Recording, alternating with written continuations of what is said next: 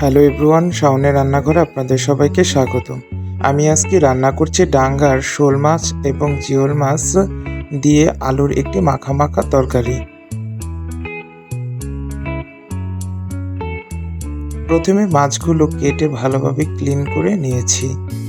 দেখতে পাচ্ছেন জিওল মাছ এবং শোলটাকে মিলিয়ে। তারপর আলু, পেঁয়াজ, মরিচগুলো কেটে নিয়েছি। তারপর একটা কড়ার মধ্যে সাদা তেল দিয়ে পেঁয়াজগুলো দিয়ে দিলাম। তারপর দিয়ে দিচ্ছি কাটা মরিচগুলো। এখন আমি পেঁয়াজ আর মরিচগুলো দিয়ে একটু ভেজে নেব। তারপর দিয়ে দিচ্ছি স্বাদ মতো লবণ। পেঁয়াজগুলো ভাজা ভাজা শেষ। তারপর আদা বাটা, রসুন বাটা দিয়ে একটু ভাজা ভাজা করে নিয়ে এখন আমি দিয়ে দিচ্ছি একটু পরিমাণ মতো পানি।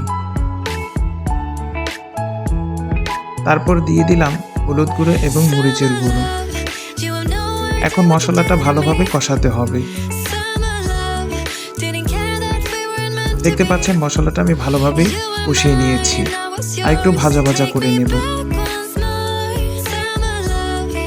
তারপর এই মশলার মধ্যে আমি দিয়ে দিচ্ছি কেটে রাখা শোল মাছগুলো।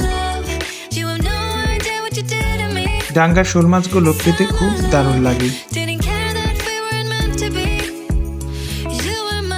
এখন আমি মাছগুলো ভালোভাবে কষিয়ে নেব। তারপর আমি একটু সামান্য পরিমাণ পানি দিয়ে আর একটু ভাজা ভাজা করে কষিয়ে নেব।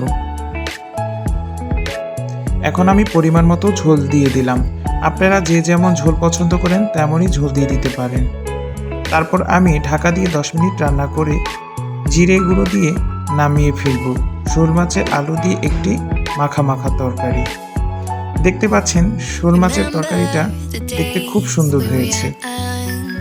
এই তরকারিটা খেতেও খুব মজা হয়েছে। আপনারা এইভাবে বাড়িতে রান্না করে দেখবেন। গরম ভাত দিয়ে খেতে খুব দারুণ লাগে। দেখতে পাচ্ছেন আমি নামিয়ে ফেলছি শোল মাছের তরকারি।